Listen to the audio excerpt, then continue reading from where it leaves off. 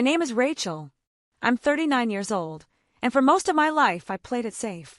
I stayed where it was comfortable, predictable, where I thought I was in control. But sometimes, the safest life is the one that slowly kills you inside. I've been married to Daniel for 15 years. He's a good man, stable, hardworking, loyal to a fault. The kind of man every woman says she wants.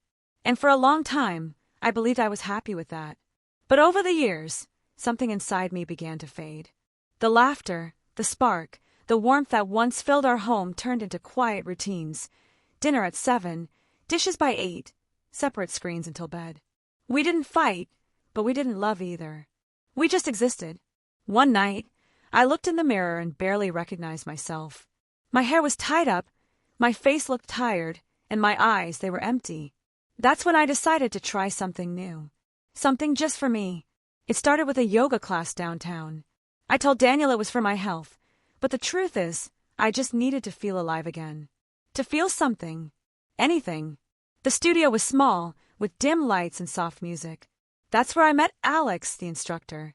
He was younger, confident, with that calm energy that makes you want to breathe slower just being near him. He smiled at everyone, but when his eyes met mine, I felt seen in a way I hadn't in years. After class, he said, "You've got good form. First time doing yoga." I laughed nervously. First time doing anything for myself in a while. He smiled again, and for the first time in a long time, someone looked at me like I was more than a wife, more than a mother. Weeks passed.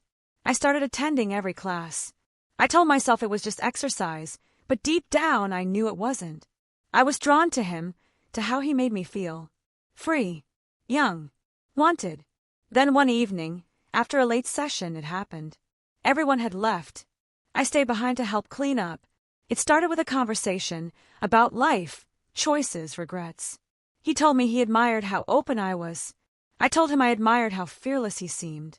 There was a pause, that kind of silence where you both know what's about to happen but don't want to admit it. And then he leaned in. His kiss was soft, hesitant at first, like he was giving me a chance to stop him. But I didn't. I couldn't, because for the first time in years, I felt alive. After that night, I was different. I smiled more. I laughed again. Even Daniel noticed. "You seem happier lately," he said one morning. And I lied. I told him I was just focusing on myself. But guilt has a strange way of finding cracks in your happiness. Each time I saw Alex, I felt the weight of what I was doing. It wasn't love, it was escape. A desperate attempt to feel something that was missing in my marriage. One afternoon, I found myself sitting in my car outside Alex's studio, tears streaming down my face. I couldn't do it anymore. I ended it before it became something deeper, something that could destroy everything. That night, Daniel came home early. He looked exhausted. He sat beside me and said, "Rach, I know I've been distant. I've been so caught up with work, I forgot how to love you." And just like that, I broke. I told him everything, about Alex, about how lonely I'd felt, about how I lost myself trying to be everything for everyone. He didn't yell. He didn't walk away. He just sat there, quiet, tears in his eyes, and whispered. I should have seen it coming. The days that followed were hard, painful, honest. But for the first time, we talked. Really talked. And slowly we started rebuilding. Not what we used to have, but something new. It's been 2 years since that night. Daniel and I still go to therapy. We're learning each other all over again. And I've learned something too, that sometimes trying something new doesn't mean running away. It means facing the truth about who you've become and finding the courage to change.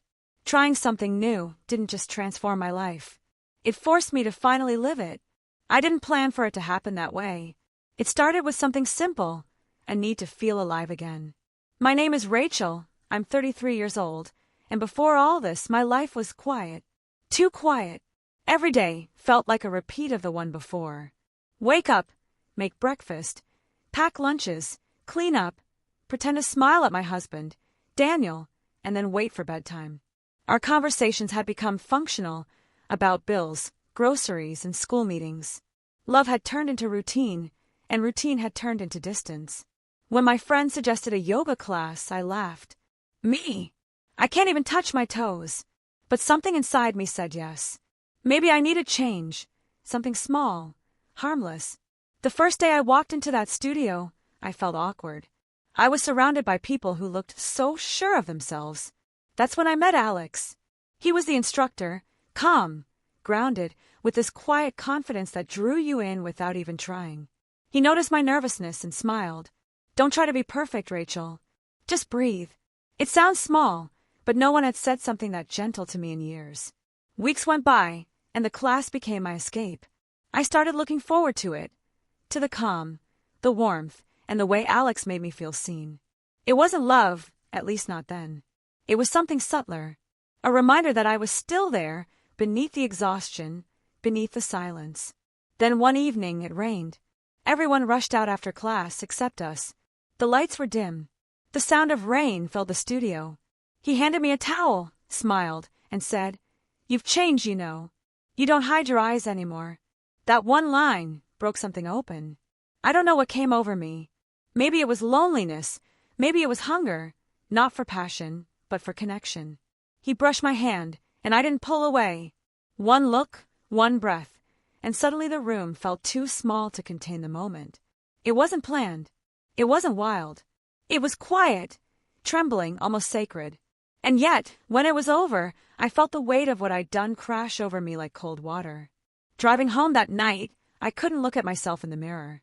Daniel was asleep on the couch, the TV flickering across his face. He looked peaceful, tired, maybe just as lost as I was. And I realized that what I had done wasn't just betrayal. It was proof of how far we had both fallen apart. The next morning, I couldn't eat, couldn't breathe right. I stopped going to yoga. Alex texted a few times, but I ignored him. What I thought would make me feel alive made me feel smaller than ever. 2 weeks later, Daniel asked, "Are you okay? You seem different." And that was the moment, the breaking point, where I finally told him the truth. He didn't shout. He didn't cry. He just sat there, quiet. And somehow, that silence hurt worse than anything he could have said.